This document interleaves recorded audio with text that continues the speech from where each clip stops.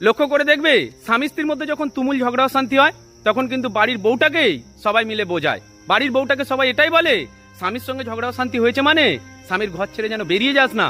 মেয়েদের জীবনে স্বামীর গুরুত্ব রয়েছে। স্বামীর ঘর থেকে বেরিয়ে গেলে বাইরের মানুষ তোকে ছিঁড়ে খাবে। এই কথাগুলো কিন্তু একটা মেয়েকে সারা জীবনে হাজারবার শুনতে হবে। কিন্তু স্বামী স্ত্রীর মধ্যে ঝগড়া অশান্তির পরে বাড়ির স্বামীটাকে কেউ কিন্তু বোঝাতে যায় না যে তোর জীবনে তোর বউয়ের অবদান আছে। ঝগড়া অশান্তি হয়েছে মানে বউটাকে লাথি মেরে বের করে দিতে হবে, এটা কিন্তু ঠিক নয়। দেখবে আমাদের সমাজে পুরুষ মানুষ এটাই মনে করে যে ছেলেরা বিয়ে করে শখে, শখ মিটে যাবার পরে সে কিন্তু বউয়ের সঙ্গে ঝগড়া অশান্তি করে বউকে ঘর থেকে বের করে দেবে।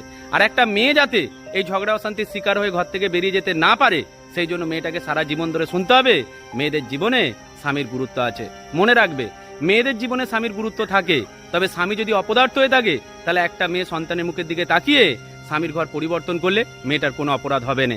কারণ মেয়েরা সারা জীবন ধরে শুধু নিজের জন্য নয় অন্যের জন্য বাঁচে। আর মেয়েটা যখন সন্তানের মা হয়ে যায় তখন কিন্তু তার ফোকাস থাকে শুধুমাত্র সন্তানের দিকে। তাই সন্তানের কথা ভেবে কোনো মেয়ে যদি স্বামীর ঘর পরিবর্তন করে তাহলে সেই মেয়েটাকে কোনোদিনই খারাপ বলা যাবে না। ভালো থাকবেন সকলে।